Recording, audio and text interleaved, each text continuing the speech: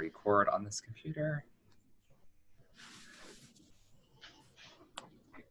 Hello, and thank you for tuning in. On today's episode, I'm going to be talking with Britt and Kelsey, co-owners of Launch Your Daydream, a virtual branding and website design studio. Britt and Kelsey introduced themselves as biz BFFs who launched a business together while living states apart. They say that they cannot live without Backstreet Boys, pizza, or reruns of The Office. I'm sure some of us can relate to those interests.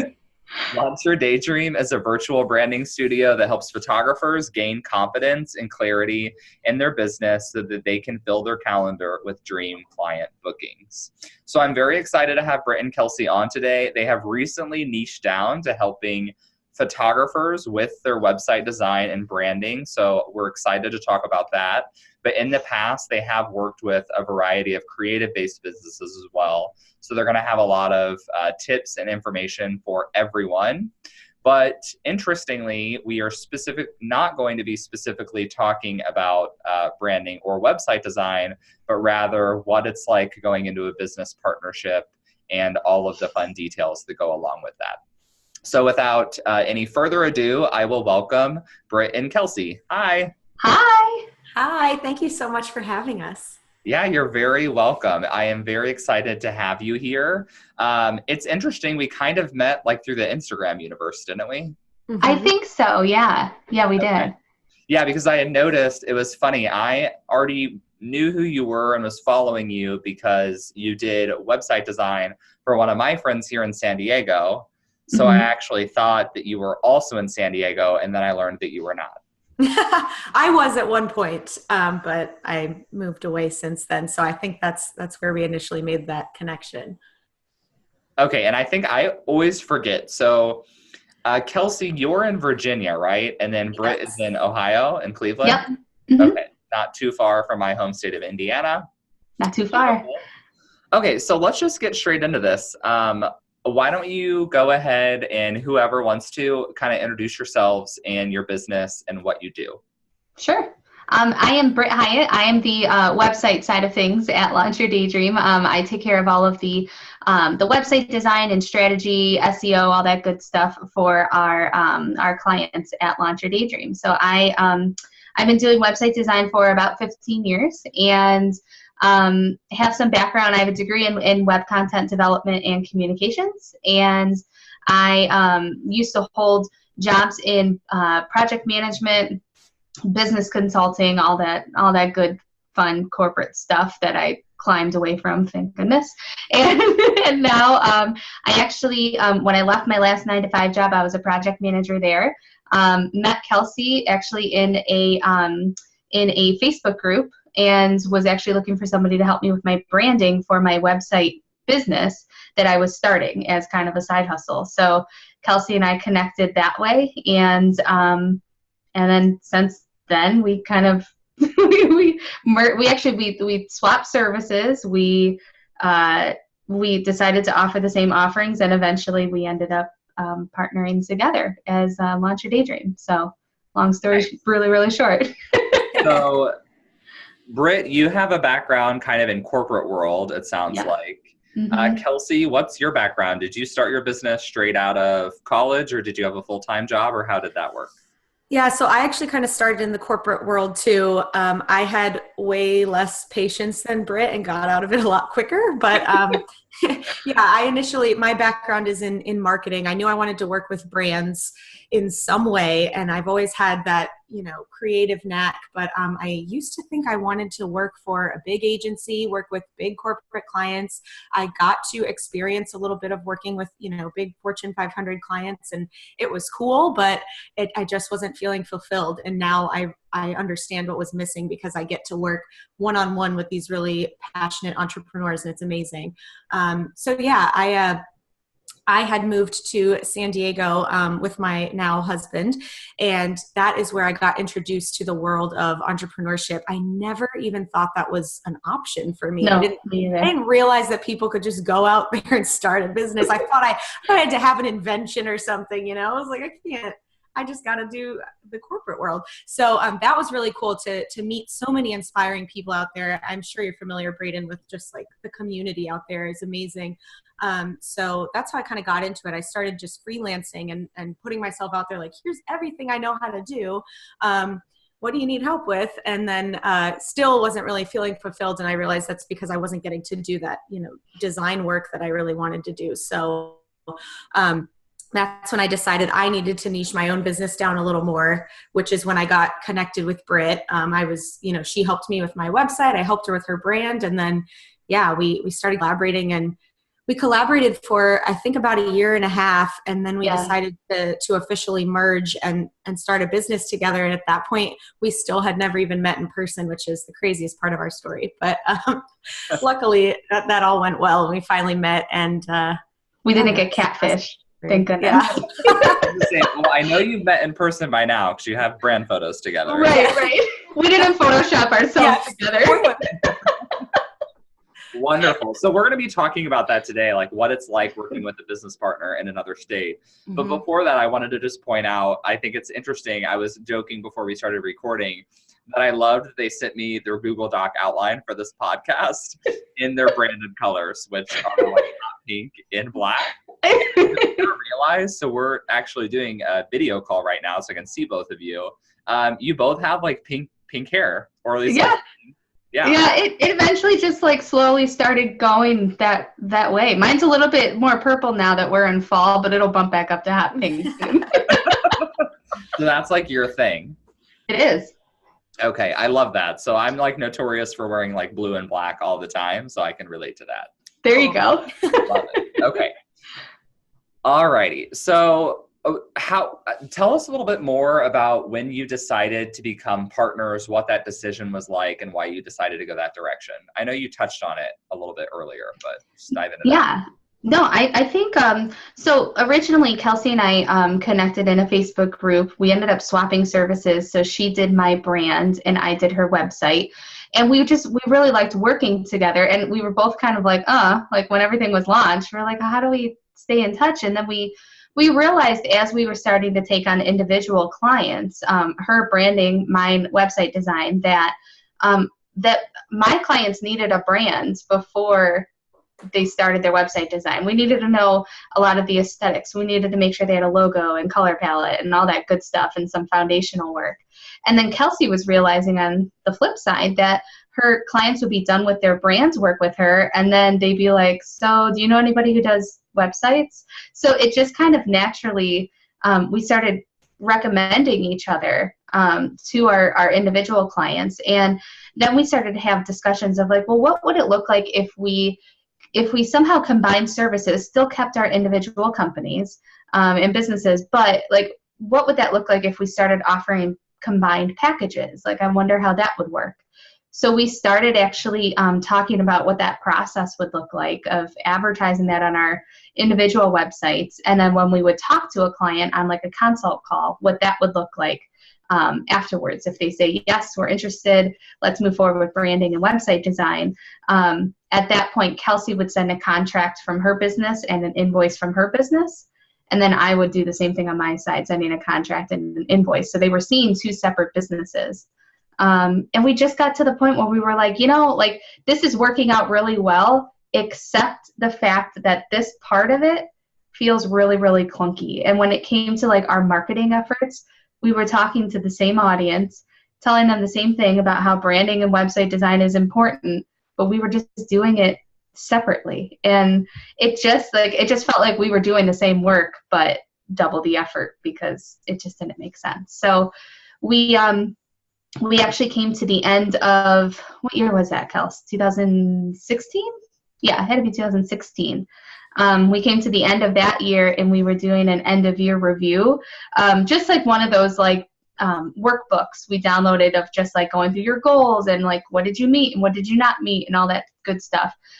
And we just started realizing like it was just like a light bulb went off of like, what are we doing? Like we're managing the same business, but we just were too scared to merge it. And just because we didn't know what that looked like from a legal perspective, from a tax perspective, from a anything perspective, but we had the processes down and the customer the customers were happy. We just didn't like that we were putting through this all extra effort because we were too scared to merge together. Right. So I'm glad you mentioned the tax and legal aspect, because we actually are going to talk about that in a little bit. You've both been kind enough to kind of peel back the curtain. What's the colloquialism I'm looking for there? Right?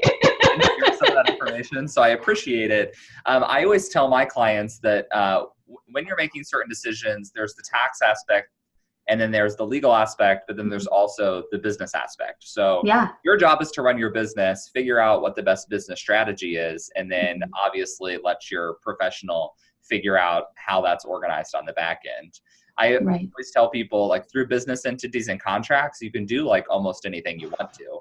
So find the business model that's going to work for you, and then just hire someone to align the structure along with the business model that's going to work for, marketing and all that sort of stuff. Exactly. Yeah. So that's what you're working on, right? Yeah, we, that was actually, I mean, you remember the phone call we had when we first consulted with you. We're like, we just need to make sure we're doing this right. Yeah. I mean, you're headed in a great direction. So I think you're good to go. But what I was going to mention was I talked to several designers, or rather I know a couple of designers who started out really niched in logo design and like brand story development and all that kind of stuff. So more of what Britt's expertise is, or sorry, Kelsey. I keep confusing you. That's what Kelsey does for your business, right? But then they've kind of morphed and developed into now doing web design. So they're not really web developers. I know most of them do like Wix, Squarespace websites. They're not really coding anything in like WordPress. But did either one of you ever think about just becoming full service businesses yourselves, or was that not something you ever wanted to do? Yeah, actually, I think both of us kind of toyed with it a little bit at one point when we were terrible. Separate. Yeah, but it was just that was another reason that we realized we make a good fit, because I didn't like designing websites and she didn't like designing logos, but we knew that our clients needed both typically. So we had both toyed around with it. I technically offered Squarespace websites at one point, and she's done some logos for her clients. But then, the more we started working together, the more we'd be like, hey, let me just hand this to you. And I was so happy when I could never do a logo again in my life. Well, because I found, it's the blessing and the curse of entrepreneurship, right? Because a lot of us, when we start our own business, we are pretty tightly held with our budget. We have limited resources to work with, so we DIY a lot, which I think is great, because it's really awesome to understand what a process looks like before you outsource it. But then we learn how to do things for ourselves, and it's easy to start lumping those services in as services we offer to our clients, right? So it's like, I built my own Squarespace website. Probably not going to start marketing that as a mine don't look as pretty as yours do. But I actually had a consultation last week where I ended up giving some advice on Dubsado workflows, like talking about taxes, because we all do that, right? So it's easy to kind of expand your scope in your business. So I think it was interesting that you both said, like, no, we're not going to do that. We're going to partner instead. So would you say yours was more of a marriage to kind of avoid work that you didn't want to do, that you didn't have a passion for, rather than necessarily really needing that skill set in your business? Does that make sense? Yeah, I would say it's kind of a mixture, because one thing that we always come back to when it comes to entrepreneurship and why we both started this is to feel really fulfilled and happy about our work. And that's what we're always, encouraging our clients to do when it comes to, especially working with photographers. A lot of them will offer photography for all sorts of events and people and milestones, but there's one that they're really, really passionate about. And that's why we encourage our clients to really go for that one and niche down. So I think that was a big part of it, just like knowing what is going to keep us excited about having a business. That's the whole reason we started it. We wanted to be happy in what we do every day. So I think that had a lot to do with it. But then also just enjoying working together. It was kind of like it was nothing that we had planned on doing at first. But once we started collaborating, we realized, like, we get really excited when we get to do projects together.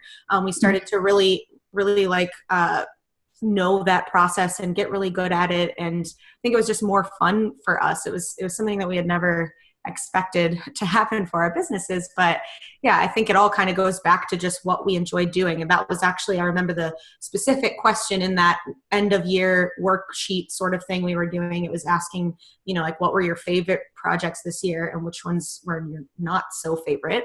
And all of our favorites were ones that we worked on together. So it just goes back to like what really fuels our hearts. Nice. Yeah, I kind of look at it, when you're thinking about doing a partnership or going it alone, I feel like you can look at it two different ways. So it's like, oh, I have clients that are paying me for X right now, but if I also offer them Y, I can make twice as much money per client. Or I could bring on a partner and I could still make the same amount of money per client, but double my client base. Right. Yeah, and we definitely took into account how it would kind of save us time and money when it comes to especially like the internal processes. Like at one point, we each had our separate businesses. We're each running a blog and an Instagram and doing all of that kind of behind the scenes stuff and invoices and contracts for each of us, when it would cut down so much time and effort to just have one altogether. But yeah, I think the stronger thing was that, like, what really makes us feel good? But I mean, it's funny because I know we have talked a lot about the personality types, and I think I didn't realize that until I was just explaining why we merged. But it's like, it's because it makes us feel good. We're twos. Yeah. Oh, we're gonna get into it. Okay. I'm so excited. Yeah. So the other day we like really nerded out on the Enneagram. I feel like the people who start listening to this podcast is going to be like, "What is up with Braden? Like, this is not a personality. It's just because the episode I recorded yesterday, which in the future, I don't even know which order these are going to be released in, but the episode I did with Erin from Bootane, we ended up talking about that as well. And she was in Enneagram 1. But we're going to get there and kind of how that works with your business. So, well, actually, that's next on our outline. So let's just dive in. I'm going to edit that little bit out. Okay, so we were talking about Enneagram, but before we get to that, I want to talk a little bit about the MBTI. So if some people that might be listening might be like huge personality assessment nerds like me, like True Colors, all of that kind of stuff. So it might be new to some people. So the Myers-Briggs is an assessment. I feel like they use it a lot more in corporate world than some of the others. But there are 16 different categories, and you get 4 letters. And then like the first letter is either I or E, so introvert or extrovert. And then the next ones are sensing, or what is it, intuition? I think so, yeah. Okay. And then the third is thinking or feeling. So are you like an analytical person, or do you act like more based on emotion? And then the last is perceiving or judging. So that deals more with like how much of a planner you are, or if you are more into spontaneity. So my Myers-Briggs, this is kind of interesting because I told someone the other day that I was an ENTJ, and she totally called me out, and she goes, "There's no way, Braden, you're not an ENTJ. You're all over the place. You're an ENTP." So I retook the test, and she was totally right. Wow. Yeah. So the first time I took it was my freshman year of college, and I think I explained to her that at that point in time, I really envisioned myself like wearing a suit, like working on Wall Street, being like in an advertising agency. So I think I was taking it from the perspective of what I was aspiring to be, rather than being open and honest about it. And now since I became an entrepreneur, embraced like my multiple hobbies, and can live a more spontaneous life, I've kind of adjusted my situation. But why don't you both introduce like what your MBTIs are? Because it's kind of interesting. Yeah, mine actually, and I initially took this when I was at a Fortune 500 company, and they had me take it like day 3, which I don't think is like quite fair because I was so nervous anyway. I almost wanted to put the right answer, even though there's no right answer. And then I also took it again 5 years later at my last job, and it was the same thing. And then I took it recently just to check, and it always comes out to the same thing. I'm an INFJ. Okay. Yep. And I'm an ENFJ, so almost the same there. Okay, so you both like. So can you explain what the second letter is? Because that's the one I always have the most problems with. Do either of you know? I think it's intuition. Hold on. Let me see. Yeah, it's intuition. versus what's the other option? It's sensing as the other option, but I just never really remember what the difference are between those things. I mean, So it says they focus on the big picture rather than the details, and on the future possibilities rather than the immediate realties. Okay, that makes a lot of sense for me personally. Does that resonate with both of you since you're both in? Yeah. Okay. Yes. And when she said that, it was bringing me back to all the questions that they would ask related to that. And it's a lot of, like if you're looking toward the future a lot, and I know that, we both do that. So yeah. Like I found I can create like a promotional calendar or like a project plan, like based on quarters on what I want to do for the next year. But when it comes down to like what Instagram post am I going to do every day for the next 2 weeks, like literally I can't do it. Right. Does that feel like the same for you guys? Because you're both. Yeah. We try to schedule our Instagram out. Like we try to do a month in advance. Like right now we're a little bit behind, but we try to do a month at a time, and it's hard because I'm like, well, what if this happens, or what if this comes up? You're like, forget it, just leave it open. Yeah, this is starting to. Oh my God, I'm having like so many revelations about myself. I'm open in, so I'm a futurist. Like I also took StrengthsFinder, and one of mine is futuristic, so I like to forward. But then I also am not a J anymore. I'm a P, which means I'm like more spontaneous. So I'm like constantly thinking about the future and what I'm going to be doing like second quarter next year. But then this time when it comes to like day-to-day task planning, I'm like, no, I'll just figure it out tomorrow. Like, that's not fun. I don't want to do today. I want to do like next year. What is that going to look like? Right. So it's interesting because you both have Fs, which is feeling, which is, I mean, I'm 100% extroverted, and then I have no feelings per se. So like the opposite of the F on that. So I think it's interesting that you both have the F and your partners, so you relate that way.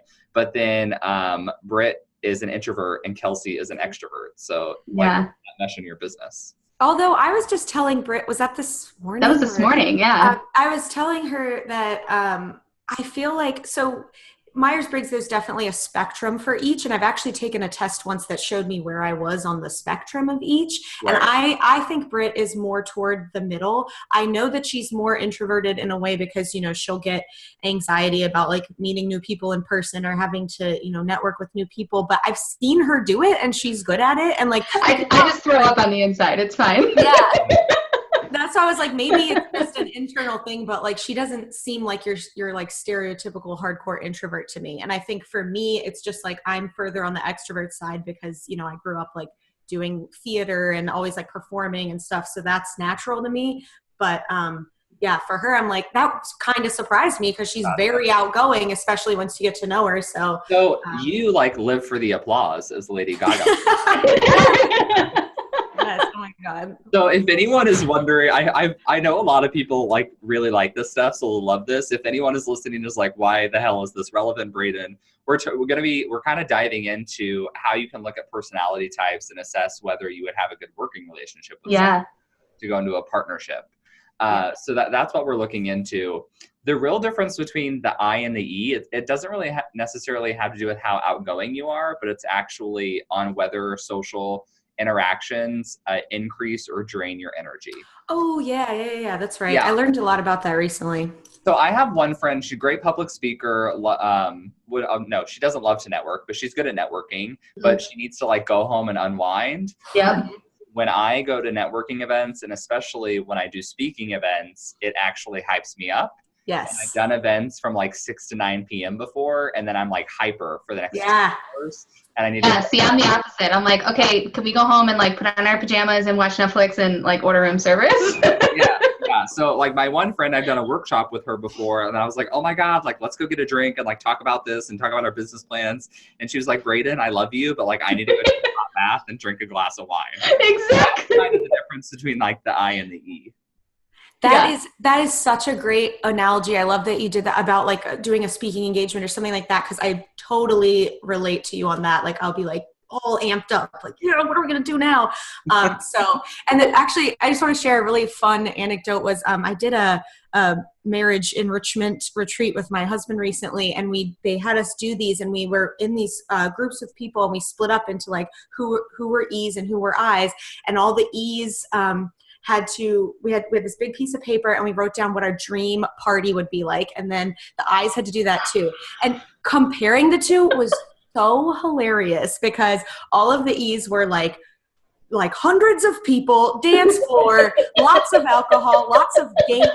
And it's a nightmare. The best part is the I's literally put a time limit on the party. They were like 2 hours tops. I know, I'll last about 2.5. It was like less than 10 close friends, quiet setting. It was just so crazy how different, but I love it. Have you ever seen, I saw this photo on Facebook a while ago that was, those like string things that you buy that say like happy birthday and you hang them? Yeah.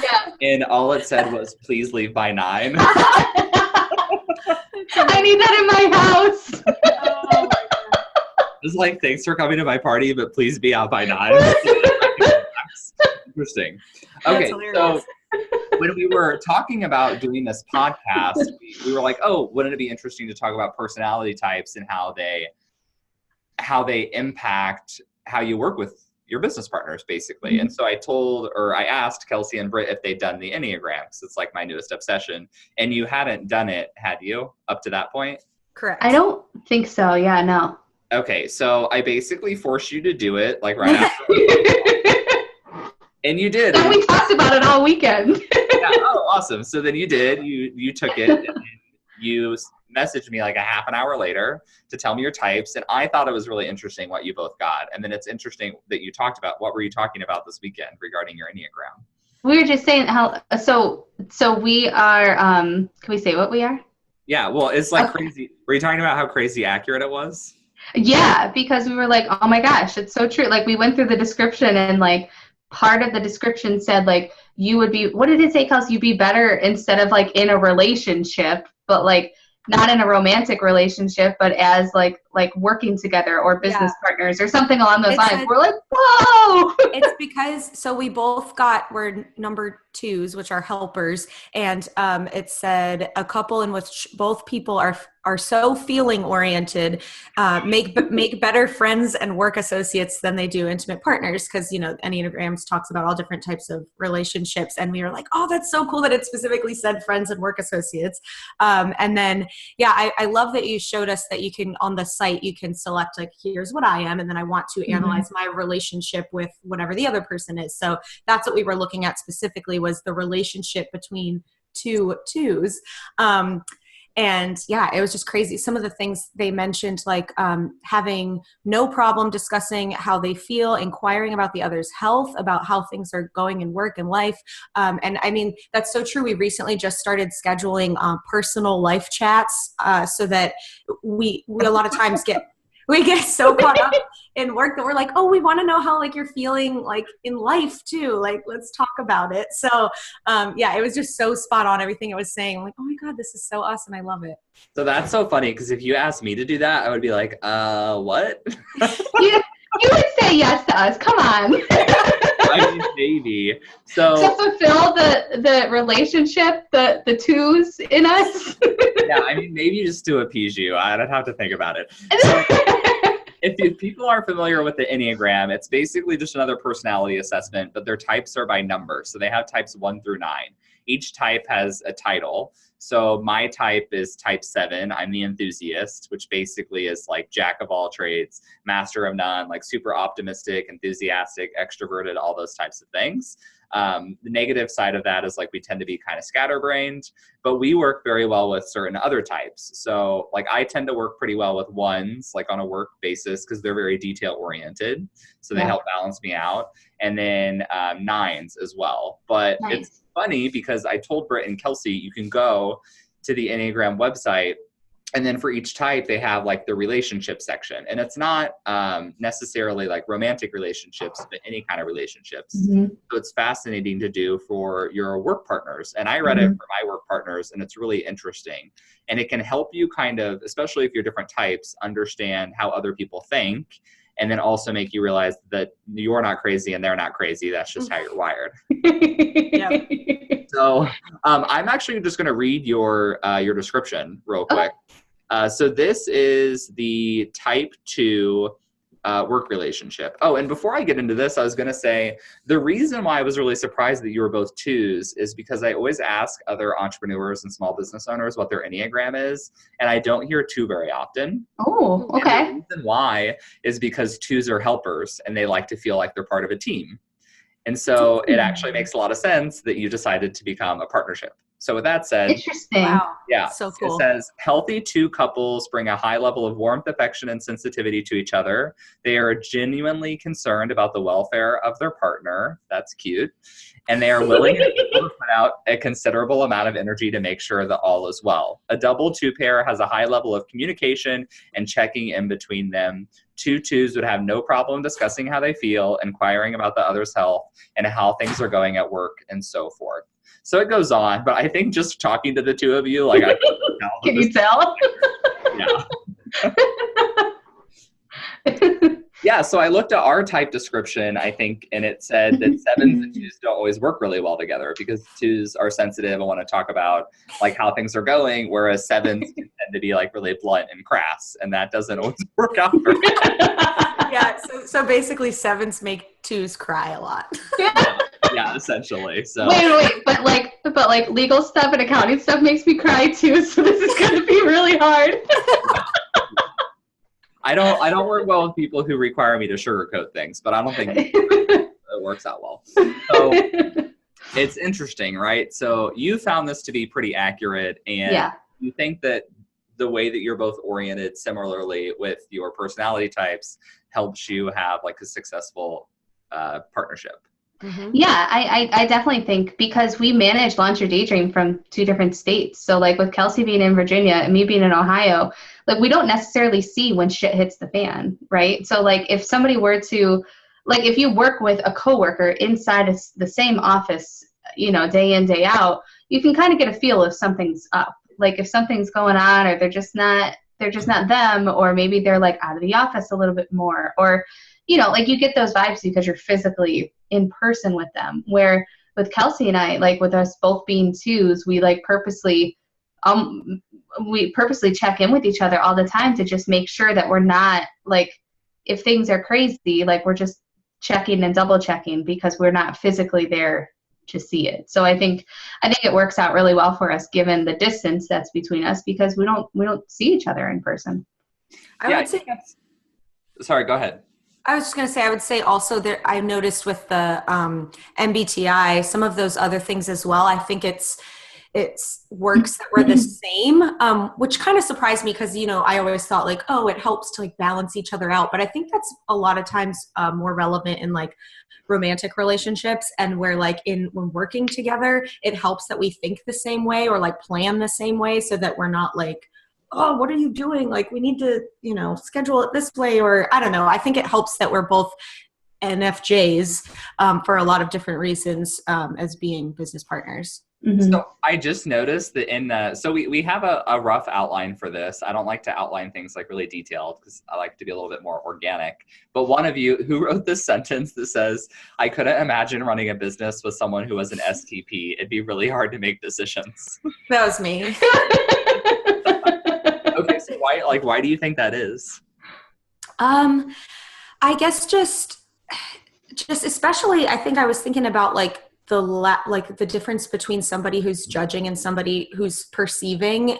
And also I guess kind of the stuff we talked about before with like being very forward thinking, because we're often like, thinking about like what's our next big lofty thing, and that's what helps keep us going. Like anytime we start to get slowed down in our business or feeling, you know, kind of particularly crappy on one day, we'll say, okay, let's just stop and like do some like lofty brainstorming. And it's just cool that I think it's cool that it is the same for both of us. And then back to like the decision making, I think a lot of that relies on, you know, how I don't know, I guess that it works a lot. There's a lot of decisions that we have to make. And I didn't realize that, you know, it's probably has to do with our personalities a lot, but we're pretty much always on the same page when we have to make a big decision about like hiring somebody or what we're going to post next, or, you know, how we're going to do this particular launch. I think we're pretty much always on the same page. And I'm realizing now that it has a lot to do with those personalities.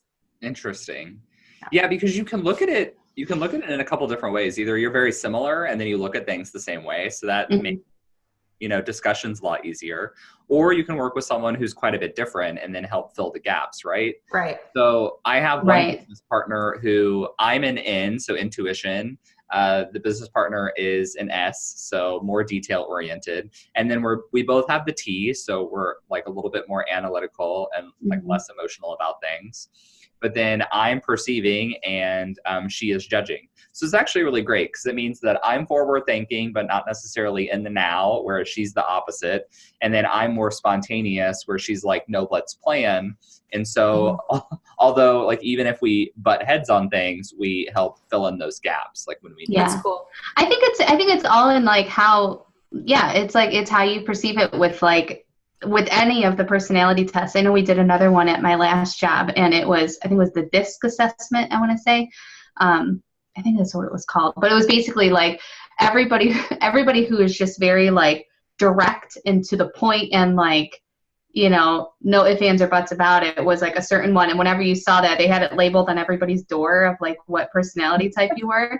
And so like you walk by and like, like, like, oh yeah, that's definitely them. Like it's all in how you perceive it though. I think like there's definitely, you can fill in the gaps, but then there's also like the day-to-day stuff. I think, I don't know, I could see it benefiting on both sides.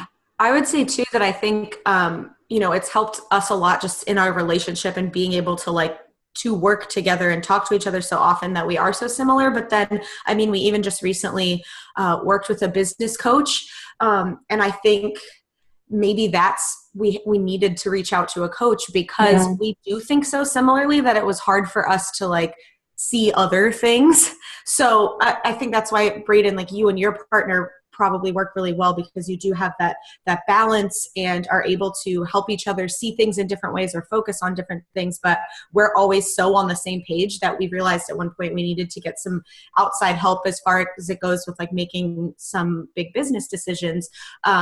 So I don't know. I think there's a balance there. It's it's nice that we are always on the same page, but I think also as when it comes to growth for our business, we were like, let's get somebody else in here. And I think our coach was probably I'd be interested to know what her. I think she was quite different. Yeah. So that's super interesting because then you can think about it. If you are very similar to your business partner, what you really need is a business coach who can attack things from a different perspective and point of view. Yeah. Whereas if you have a business partner that's very different from you are, then what you really might need is more of like a mediator. Right. I think for our business coach, she was very direct and very to the point. We're like, well, what if this happens? She's like, stop. Stop. It's not just do it. We're like, oh, okay. So I do think that she was definitely different in more ways than one, but it really helped us to get out of our comfort zone, get out of our own, box a little bit and be able to make better decisions or bigger decisions. Okay. Yeah. So I think when it comes down to these personality tests, you really should think about how are we the same and how are we helping further our business and how are we serving our clients well because of what we have in common. Right. But how are we different and how can we bridge that gap either through better communication, brainstorming, or dividing and conquering certain roles. Yeah, I agree. I do. At my last job, people would hand me their laptops to write a nicer email, direct, they needed something. So they would I had two people who would bring their laptops into my office. So can you make this sound nicer than what it is? I'm like, sure, why not? Yeah, I do that too. I'll have to ask my friend, I literally don't know a way to answer this question without sounding like a smart ass. Right. Can you help me? Yeah. Right. That's awesome. Sometimes you just need a little bit of help, putting things. You just need to just bring it down. It's okay. Yes. So that's when we all write our email and then we delete it and then we edit it. Okay. Yeah. I would say whenever you are really angry, let it sit for an hour, go get a smoothie and come back, circle back. Right. Take some few deep breaths. Exactly. Okay, so a lot of it, we got to talk about all of that. I'm going to link both the Enneagram test and the Myers-Briggs in the show notes. Cool. So people can go take the free versions of those tests and read their type descriptions if they want to. So I'll have that. I might go ahead and throw up a few other assessments as well, because I know there are like 1,000,001 out there. A lot of them are really great. So let's move into, I think I'm going to try to wrap up a lot of these episodes with talking about kind of legal and tax stuff. I know that's not interesting for everyone, but that's the perspective I come from. So it's some benefit that I can give to everyone listening. So you were both, or no, were you sole proprietors or LLCs before you decided to join up and become partners? We're LLCs. I was actually a sole proprietor. Oh, were you? And Britt was a LLC, yeah. Oh, I didn't know that. Oh. The things you find out when you record a podcast with Brayden. Yeah, see, I'm good at digging out these questions, right? So you're a sole proprietor and then an LLC, and then did you originally decide to immediately start operating under a new business name, or how did that work?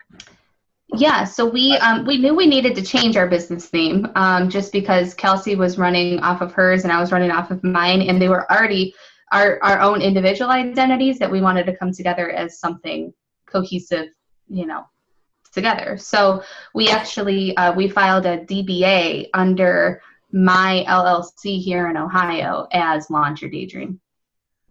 Okay, cool. And so that's all going well. You have that taken care of. Yep. Awesome. And then the thing I always like to give, and I guess this is more of just a pitch from me, because it's the first time we're talking about partnerships on the podcast, is kind of how partnership tax works. No one really gets it. I don't blame them. It's super complicated. But one of the biggest confusions I see among people is they don't realize that once you have a partnership, you actually have to file a business tax return. You're no longer just filing a personal tax return. You guys have done that before, right? Because this is not your first year as a partnership. Okay. Right. You did your 1065. Did you hire an accountant or a tax preparer to do that? We did, yeah. Okay, cool. So, and did they also do your personal return? Okay. So if anyone's listening that's a new partnership, basically the way it works is if you are anything other than a sole proprietor or a single member LLC, you have to do some type of business tax return. So like, for example, a partnership goes on a Form 1065. You obviously don't need to memorize the numbers, but the way that works is you put all of your business income and expenses onto a tax return. And then you use that tax return to issue K1s. So K1 is like a W-2, but it shows you your share of income and expenses from a partnership business rather than from an employee-employer situation. And then you just use that K1 to input that onto your personal tax return. So if your partnership brought in $100,000 in net profit income, then if you were 50-50 partners, you'd both get a K1 that showed $50,000 in partnership income, which you then put onto your Schedule C. Super exciting. I probably just lost it. Everyone probably just shut off the podcast. Yeah. But I like to explain this because a lot of people are DIYing their taxes, and what they don't realize is that they have to do that first business return. And it's kind of confusing to call it a business return because it's just really one form. It's not super complicated, but a lot of DIY tax return products like TurboTax and H&R Block do not support those forms. So at that point, you either have to fill it out by hand, which no one's going to do, or hire a tax professional that has more sophisticated software. Gotcha. So what was your process like when you hired your first tax professional? Was it like pretty straightforward and smooth? Like what did the process look like, and what did you need to provide them? So I think I took care of it for Launch Your Daydream because it sits as like a DBA right now of my previous business, but it was a referral to me from a Facebook group of, it was a virtual accountant, somebody to take care of everything. And it was good. It was intimidating just because like I've been so scared of like tax and legal stuff that it stopped me from starting my first business for years because I was so afraid that it was going to make some sort of negative financial impact to my family that I was like, I don't know if it's worth it. Like I don't know what I don't know, and I'm afraid somebody's going to tell me that something I'm doing is wrong, or trusting somebody with all that stuff is really, really scary. So, yeah, I have an accountant now, and I will be breaking off my relationship with them and going to Braden. but for good reason. Because I don't feel comfortable like really asking questions, because I've not that I feel stupid, but the response makes me feel stupid. So like, I promise everyone that I did not have you on this podcast just to convert you as a client. No. No, but in all seriousness, like there's been times where I've even texted Kelsey, like one of my, I don't even know what form you could ask me. You could just say any random letters and numbers, and I'd be like, yeah, it's probably that one. Some form wasn't filed, and I got a letter from the IRS saying that something wasn't filed or something. I don't even know. And I panicked, and I'm like, do I need to panic? Should I panic? What the hell is this? I don't know what any of this means. And I got an email from them that's like, well, you know, it was like Thursday, and they're like, oh, he's out of the office. I'll take a look at it on Monday. I'm like, do I need to worry about this? Completely ruined my weekend. But it's just one of those things where I know 1,000,000,000% that I am no expert on tax, no expert on anything legal. I never know when to panic, if to panic. It's scary stuff. So being able to find somebody that doesn't make you feel stupid, like, it's so important. So yeah, like we didn't know you existed, so thank you for existing. Oh, you're welcome. It's my pleasure. What would be like your top tips for anyone that was thinking about bringing a partner into their business, or finding a partner to launch their business, or transitioning, or anything like that? So just from another perspective, like, of course, we're not the experts on like the legal side of it, but some of the things that we did initially that I think really helped were just like sitting down and having some big conversations about what it's going to look like. We were really lucky that we had started collaborating before we merged and became one business. So I would recommend that, sort of somehow setting up a test run of sorts to make sure that you truly do work well together. If it's somebody that you haven't necessarily actually worked with yet, figure out what the process is going to look like for, you know, your clients or whatever it is that you do. What is that process going to look like? Who's going to handle what? We figured like, okay, so now we're merging like our Instagram and our blog and our Facebook, like, and we kind of picked and chose what things we preferred to do, who does what better, figuring out all of those little ins and outs of the internal side of your business was really important. And again, I felt like we already had a lot of it figured out just from collaborating, but then we had to figure out some of the other stuff that had changed once we officially merged. And so just having those conversations, we set a lot of, you know, expectations and roles for ourselves. One thing that we didn't do, but that you are going to be helping us with is putting together an official partnership agreement. That was, you know, something that we learned that's kind of like a legal thing that should be in place. Mm-hmm. As the feelers and the number twos that we are, we were just like, I trust you, it's fine. You're good. but now we know that that's something that we should have. So we're excited. And we have heard bad, like, scary stories about partnerships that have not worked, that, you know, like, either whether it's like their personalities didn't mix, or even there's like they launched and there was no market for both of their services that they offered. So I think like making sure that there's an actual need for you to go into business together, I think is really important, because when those projects start coming in, or whatever it is that you do, at some point you have to, you know, the income has to go somewhere, you know, and figuring out what that looks like, I think is really important. So making sure that whatever you're both bringing to the table is actually needed. Both of those are needed by whoever the customer is. Right. So from a legal perspective, just to give a little introduction to a partnership agreement, essentially what that is, it's just the contract between the two business owners on certain provisions. So you'll outline in there, like, how much of the profit are you both getting from the business? Like, are you doing 50-50 work and getting 50-50 profits? who's contributing what into the business. If someone's giving cash to fund the business, you need to put that in there and then determine, is that person going to get reimbursed before you start sharing profits? Are you going to leave it in? How's all that stuff going to work? And then also you can either have a whole separate buyout agreement or put that into your partnership agreement on what happens if one person wants to leave the business. Yeah. Does the other partner need to buy them out, or do they just decrease their share of ownership and then still get some profit? And these are all things, there are different rules about what you can and can't do. The main thing you need to know is that in most states, I know in California, I can't really speak to other states, is that in absence of a written partnership agreement, state default rules apply. So you could have a verbal understanding about one thing, but if it's not in writing and then you ever have any kind of a dispute, there are default rules that the state would apply in court. So you don't really want that. You want to have it in writing. One thing I wanted to ask you two about, and I know this can be a little bit of a sensitive topic, so we don't have to discuss it in detail if you don't want to, but how do you manage dividing the labor? Because presumably most partners I talk to are 50-50, but from my perspective, I'm not a designer. So I don't know like how much time goes into a logo versus a website. If one of you is doing 20 hours of work for one client and one's doing 10, do you deem that fair? How do you handle that? Like, what's your take and perspective on it? Yeah, we've kind of come up with our own pricing structure and how we split it up. We have done really deep analysis of how much time everything takes us and to try to figure out, what we should be charging and all that.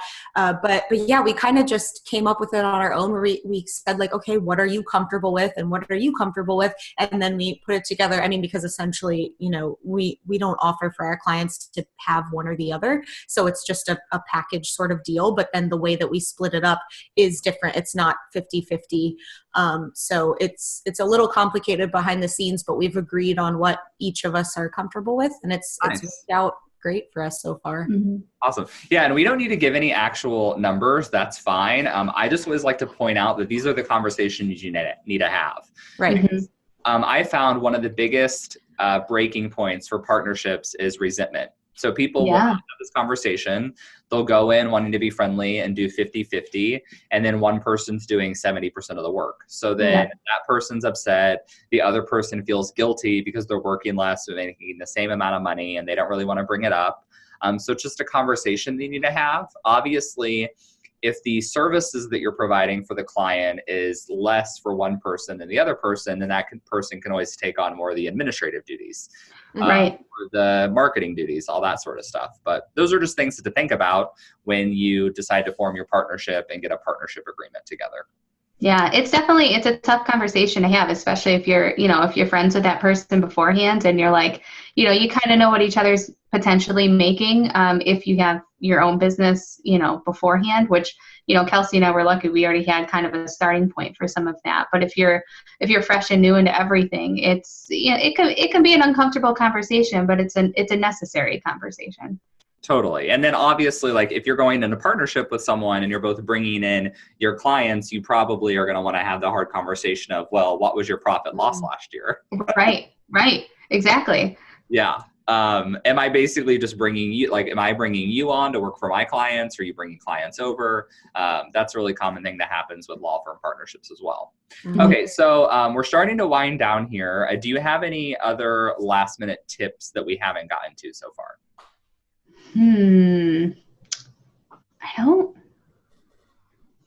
don't think so. I would just, like Kelsey said, just to kind of reiterate, like if it's at all possible to do a sort of test run of sorts with everything, like she said, we were lucky that we had our individual businesses beforehand. So we kind of knew what it was like to run a business. So we had a little bit of that experience. And then when it comes to like the partnership agreements, like even like just like delegating certain tasks is really important, because if you see that like, oh, something's not getting done, having that, like we actually had to remind each other when we first started talking about delegating tasks. Like I was like, wait a minute, are you doing that or am I doing that? I can't remember, and like it's just because we didn't have it set in stone and we didn't know if it was going to work that way too. So I think that was when we initially went in and we didn't have that partnership agreement. I think both of us were trying to make sure too that like being a structured business together worked, and how did it work, and just kind of doing a test run. So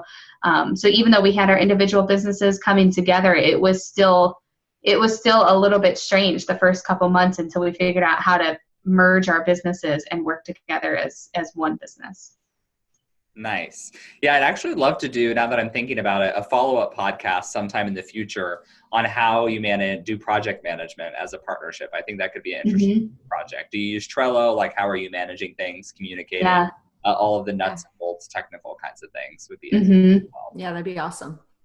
Okay, well, I think we could almost sum up this whole conversation with you need to have open conversations, understand your partners, and then you can use personality assessments to know what your strengths and weaknesses are, how well you work together, how that can benefit your client, and then where you need to bring in outside help to fill in the gaps. Yes. Perfect. Absolutely. That's my closing argument for this podcast. Yay! Okay. Perfect. And don't wait years to start your business because you're afraid of legal and tax stuff. Yeah. Oh yeah, no, don't do that. Just don't do that. Consultation. Grab Small Business Startup Guide. That's a great start for anyone as well. There you go. Love that whenever I can. So I want to say thank you both so much for coming on. I know it's a little bit later in the day with your Eastern time zone over there. So I really appreciate the time you spent on the podcast. Of course. Thanks for having us. Thank you. Yeah. Okay. Talk later. And thanks again. Thanks.